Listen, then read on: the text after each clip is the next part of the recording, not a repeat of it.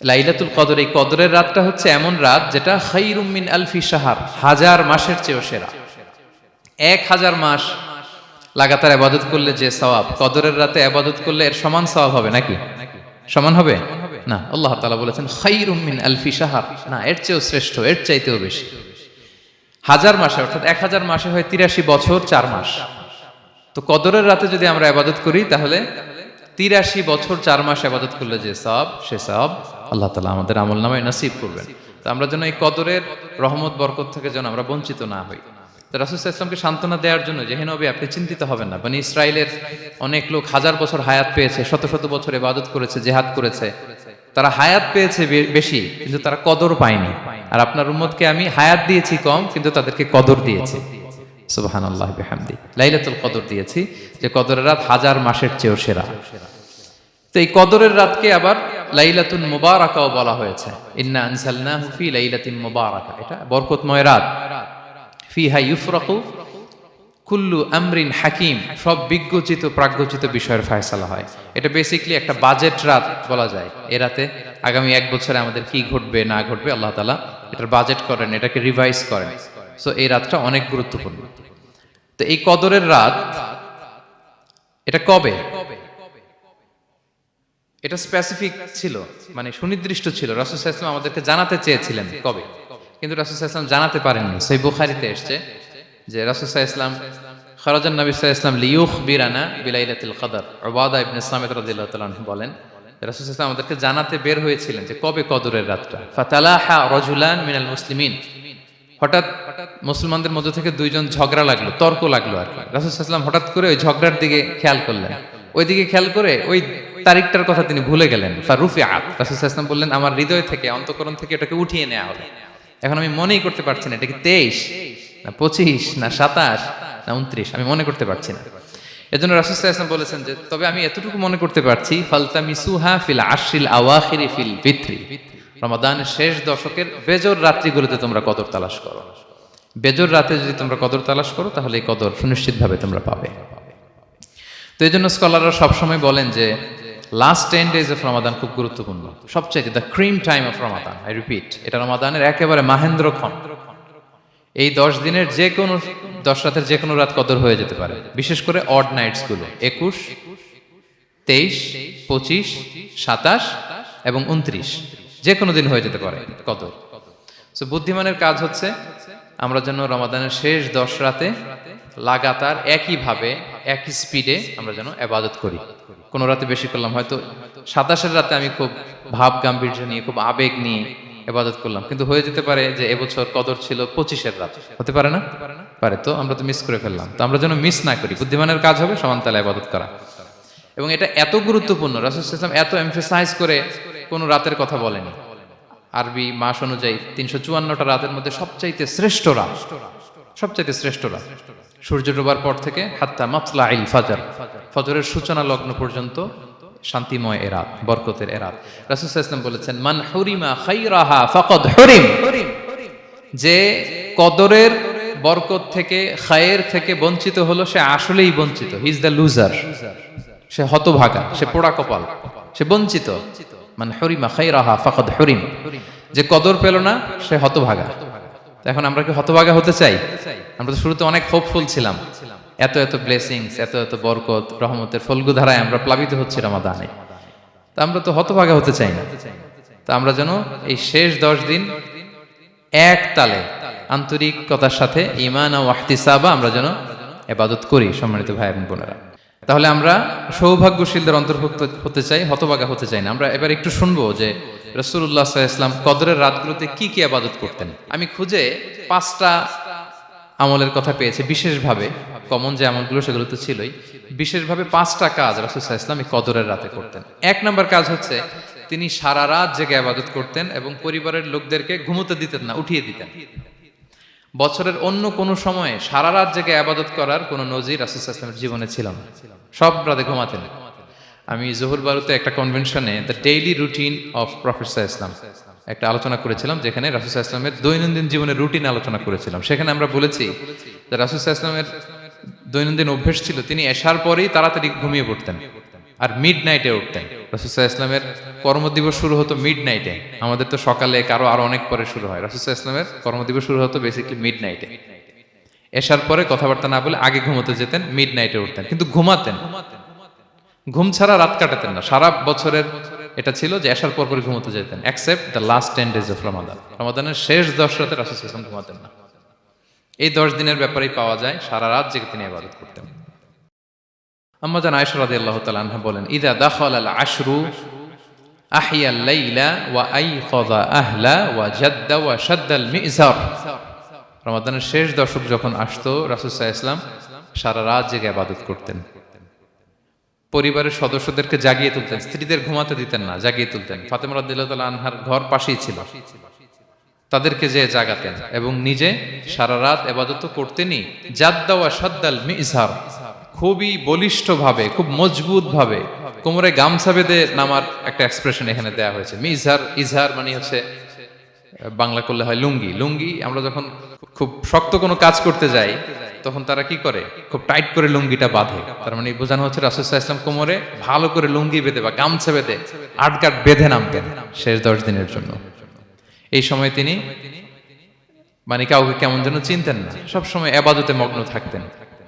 এটা আমরা করতে পারি যে শেষ 10 দিনে, আর যেহেতু 3 দিন বাকি, আমরা একটা স্পেশাল প্ল্যান করতে পারি যে আমরা আমাদের সর্বোচ্চটুকু উজাড় করে দিয়ে লাস্ট 10 days অফ রমাদানের এই বরকত আমরা হাসিল করব, এটা যেন আমাদের মিস না হয়। তাহলে এটা আমরা একটা পেলাম। 2 নাম্বার হচ্ছে ইতিকাফ করা। রাসূলুল্লাহ সাল্লাল্লাহু আলাইহি ওয়াসাল্লাম রমাদানের শেষ 10 দিন ইতিকাফ করতেন। আমাদের আয়েশা রাদিয়াল্লাহু তাআলা আনহা বলেন, কানা ইয়াতাকিফুল আশরাল আওয়াখির মিন রমাদান। রমাদানের শেষ দশকে তিনি ইতিকাফ করতেন। হাত্তা তাওয়াফাহুল্লাহ, ওনার ইন্তেকালের আগ পর্যন্ত এই অভ্যাসটাই তিনি জারি রেখেছেন। সুম্মা আতাকাফা আজওয়াজুহু মিন বাদে, তারপরে ওনার স্ত্রীরা ইতিকাফ করেছেন। আরেক বর্ণনায় এসেছে ইয়াতাকিফু কুল্লা রমাদান 10 আইয়াম, প্রতি রমাদানে তিনি 10 দিন ইতিকাফ করেছেন। কিন্তু যেই বছর তিনি ইন্তেকাল করবেন সে বছর তিনি 20 দিন ইতিকাফ করেছিলেন। প্রতি রমাদানে 10 দিন, আর যে বছর ইন্তেকাল করবেন সে বছর কয় দিন? 20 দিন তিনি ইতিকাফ করেছিলেন মসজিদে নববীতে। তাহলে আমরা এই রমাদানের শেষ দশকে এটা করতে পারি। 2 নম্বর পয়েন্ট হচ্ছে ইতিকাফ করা। যারা আমরা করিনি তারা আমরা ইতিকাফ করতে পারি। আমাদের আইআইএম এর মসজিদ এটা ইতিকাফের জন্য একটা উর্বর জায়গা।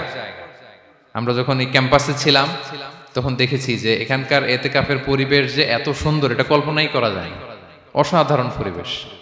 আপনি যদি ইতিকাফ নাও করেন, রাত 2টা বা 3টার দিকে সেন্ট্রাল মস্কে এসে বসে থাকলেও হবে।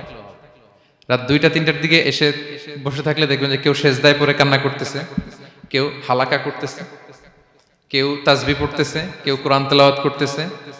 মানে এত সুন্দর পরিবেশ, ওটা দেখলেই আপনার ইবাদত করতে মন চাইবে। তো আমরা যেন ইতিকাফ করার চেষ্টা করি। ইতিকাফ করতে না পারলে শেষ দশকের রাতগুলো যেন মসজিদে কাটানোর চেষ্টা করি, তা না পারলেও বাসায় যেন এই রাতগুলো আমরা মিস না করি। বিশেষ করে সেন্ট্রাল মস্কে তো অসাধারণ পরিবেশ, এটা হাইলি রেকমেন্ডেড। ইফ পসিবল আপনারা আসবেন, এখানে ইবাদতের চমৎকার পরিবেশ থাকে। 3 নাম্বার হচ্ছে রাসূল সাল্লাল্লাহু আলাইহি ওয়াসাল্লাম এবং জিবরাইল আলাইহিস সালাম যৌথভাবে কোরআন রিভিশন করতেন। খুব ইন্টারেস্টিং।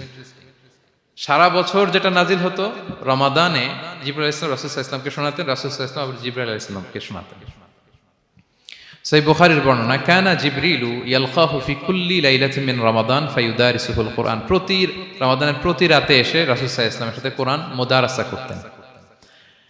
সহিহ মুসলিমের বর্ণনায়, আন্না জিবরিল কানা ইউআরিদুহু বিল কুরআন কুল্লা আমিন মাররা। প্রতি বছর রমাদানে একবার শোনাতেন বা শুনিয়েছেন। যে বছর তিনি ইন্তেকাল করবেন তিনি 2 বার শুনিয়েছিলেন। আরাদা ইউআরিদু মানে এটা ফ্রম বোথ সাইড। আরবি শব্দটা এমন যে জিবরাইল আলাইহিস সালাম শোনাতেন, এরপর রাসূল সাল্লাল্লাহু আলাইহি ওয়াসাল্লাম জিবরাইল আলাইহিস সালামকে শোনাতেন। কোরআন রিভিশন করা। তো এই শেষ দশকের রাতগুলোতে আমরা যেন বেশি বেশি কোরআন পড়ি। কোরআন তেলাওয়াত, কোরআনিক রিসাইটেশন হতে পারে, কোরআনের অর্থ পড়া হতে পারে, তাদাব্বুরে কোরআন হতে পারে, কোরআনের হালাকায় জয়েন করা হতে পারে। ইন ইটস এনি ফর্ম আমরা যেন কোরআনের সাথে অ্যাটাচমেন্টটা বাড়াই লাস্ট 10 days অফ রমাদানে। 4 নাম্বার কিয়ামুল লাইল করা। রাসূল সাল্লাল্লাহু আলাইহি ওয়াসাল্লাম কিয়ামুল লাইল করতেন এবং কিয়ামুল লাইল শব্দটাকে রাসূল সাল্লাল্লাহু আলাইহি ওয়াসাল্লাম কদরের সাথে জুড়ে দিয়েছেন। সহিহ বুখারীর বর্ণনায় তিনি বলেছেন, মান কামা লাইলাতাল কদরি ঈমানা ওয়া ইহতিসাবা গুফিরা লাহু মা তাকাদ্দামা মিন যামবি।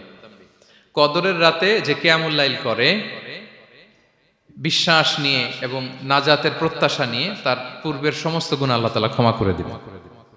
তাহলে কিয়ামুল লাইলটা রাসূল সাল্লাল্লাহু আলাইহি ওয়াসাল্লাম বিশেষভাবে কদরের রাতের সাথে সম্পৃক্ত করেছেন। আমরা যেন প্রতি রাতে কিয়ামুল লাইল করি, লম্বা সময় যেন দাঁড়িয়ে থাকি, লম্বা সময় কোরআনিক রেসাইটেশন করি দাঁড়িয়ে থেকে, লম্বা সময় রুকু, লম্বা সময় সিজদা, স্পেশালি সিজদা।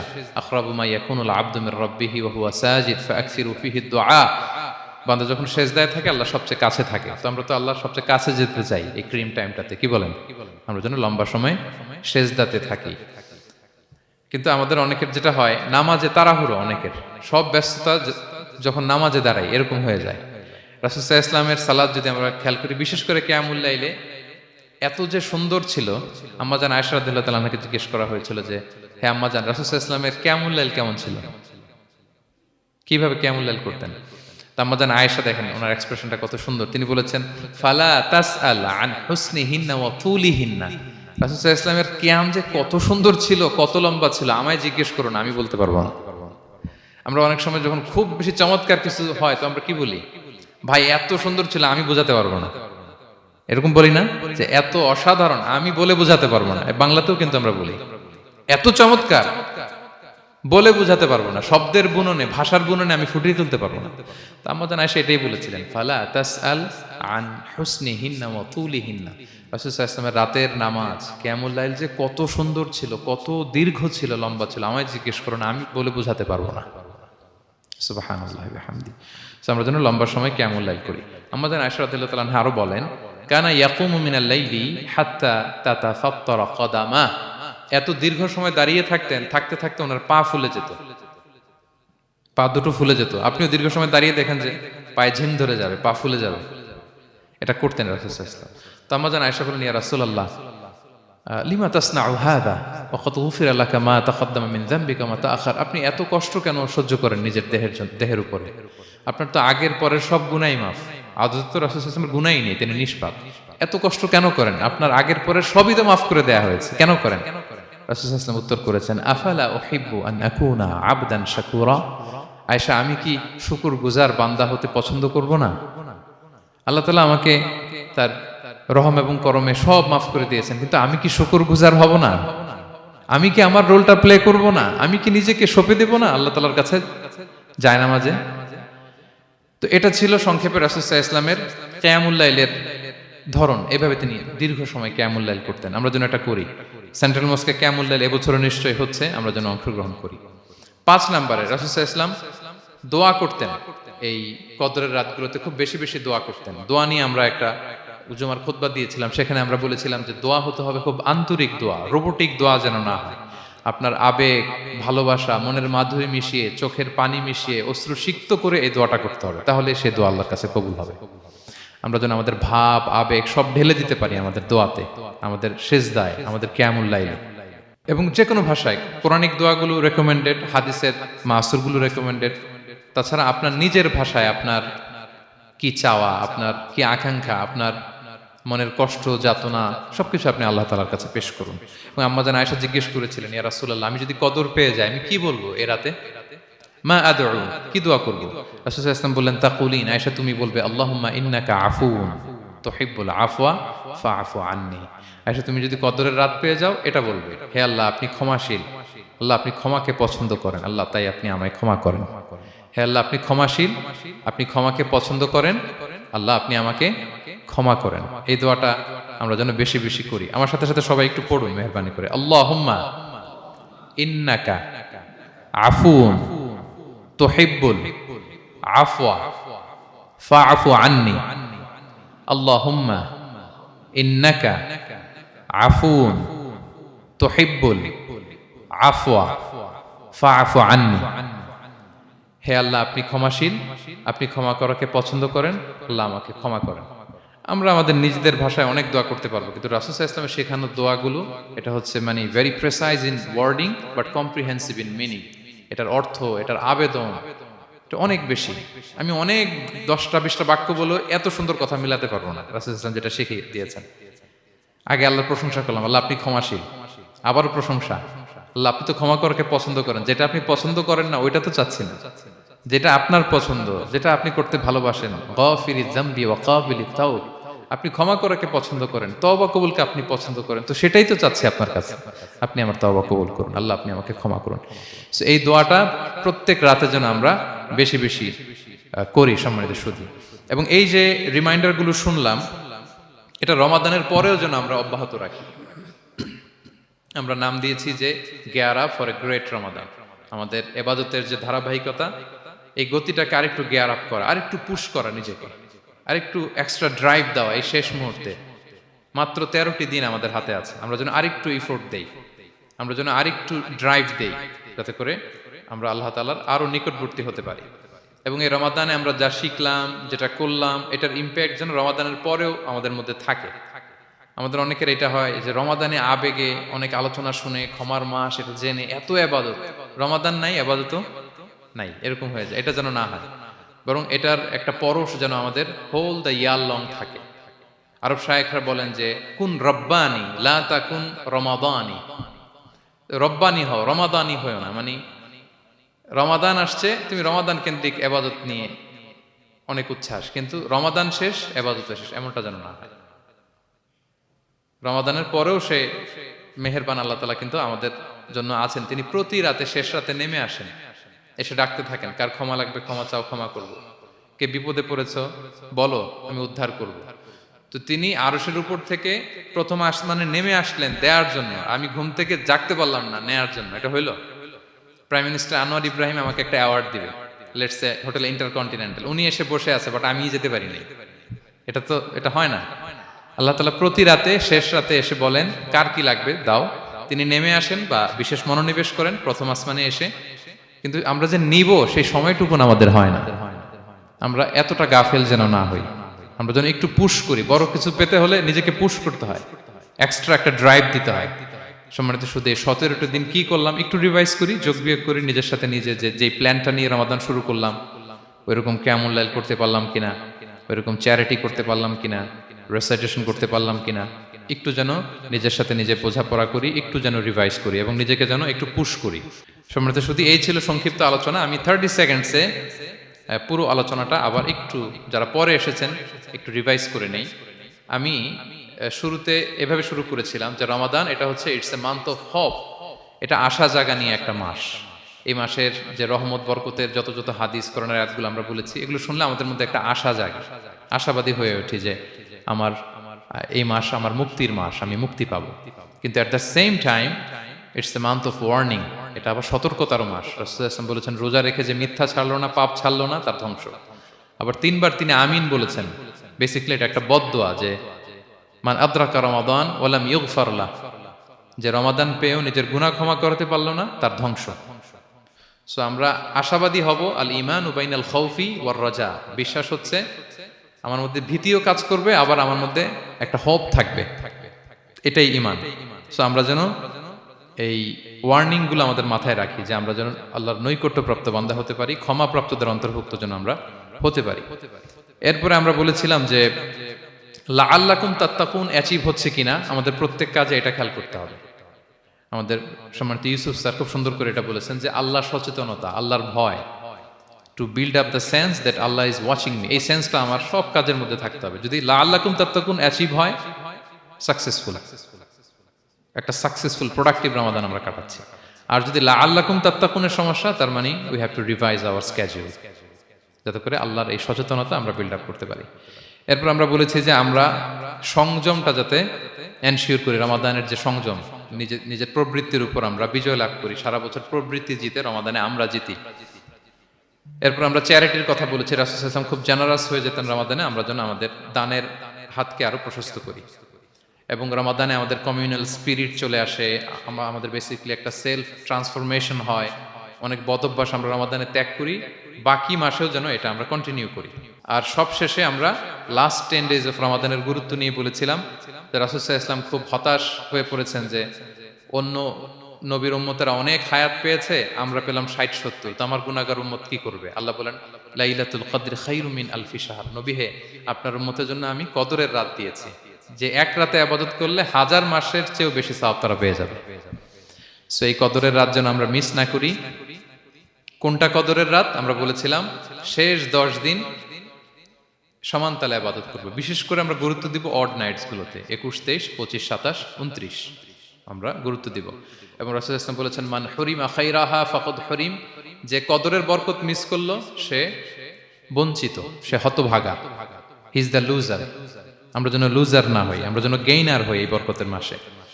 এবং সবশেষে আমি বলেছিলাম রাসূল সাল্লাল্লাহু আলাইহি ওয়াসাল্লাম স্পেশালি 5টা আমল করতেন, সারা রাত জাগতেন, ফ্যামিলি মেম্বারসদের জাগিয়ে তুলতেন, উৎসাহিত করতেন এবং কোমরে গামছা বেঁধে নামতেন। এরকম ইবাদতের স্পৃহা অন্য কখনো রাসূল সাল্লাল্লাহু আলাইহি ওয়াসাল্লামের মধ্যে দেখা যেত না, যেমনটা শেষ দশকে তিনি করতেন। ইতিকাফ করতেন তিনি। আর ইতিকাফ করলে কদর মিস হওয়ার সম্ভাবনা নেই। এটা 21-এ হোক, 25-এ হোক, 23-এ হোক, আমি তো মসজিদে, আমি তো কিয়ামুল লাইলে অংশগ্রহণ করতেছি, আমি তেলাওয়াত করতেছি, আমি প্রতিদিনই দোয়া করতেছি, মিস হওয়ার কোনো সম্ভাবনা নেই। আমরা যেন ইতিকাফের চেষ্টা করি, অথবা পার্ট টাইম ইতিকাফ যেন অন্তত করি, 5 দিন 3 দিন, অথবা রাতের সময়গুলো মসজিদে যেন আমরা কাটাই। 3 নাম্বার বলেছিলাম রাসূল সাল্লাল্লাহু আলাইহি ওয়াসাল্লাম জিবরাইল আলাইহিস সালাম কোরআন রিভিশন করতেন। আমরা যেন কোরআন রিভাইজ করি, রেসাইটেশন করি বেশি মাত্রায় শেষের 10 দিন। কিয়ামুল লাইল, ফালা তাসআল আন হুসনিহিন্না ওয়া তুলিহিন্না, কত সুন্দর কিয়ামুল লাইল ছিল বলে বোঝানো যাবে না। তো আমরা যেন এরকম দীর্ঘ সময় কিয়ামুল লাইল করি। আর সবশেষে বলেছিলাম দোয়া করা। দোয়া করা হচ্ছে দোয়া মুমিনের হাতিয়ার। দোয়া মানুষের জীবন চেঞ্জ করে দিতে পারে। চাওয়ার মতো চাইলে আল্লাহ ফেরান না, আল্লাহ তো দেওয়ার জন্যই বসে আছেন। সো আমরা যেন কায়মনো বাক্যে আল্লাহ তাআলার কাছে চাই, অশ্রুসিক্ত নয়নে যেন আমরা চাই।